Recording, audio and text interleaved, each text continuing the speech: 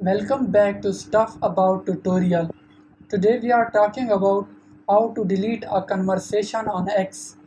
Why would you want to know how to delete a conversation on X? Well, maybe it is your first time using X and not sure how to delete a conversation on X. So today I am going to show you how to delete a conversation on X. Check video description and I will try to leave the written instructions. Deleting a conversation on X is quite simple and the process is same for Android and iOS devices. First of all, open X app.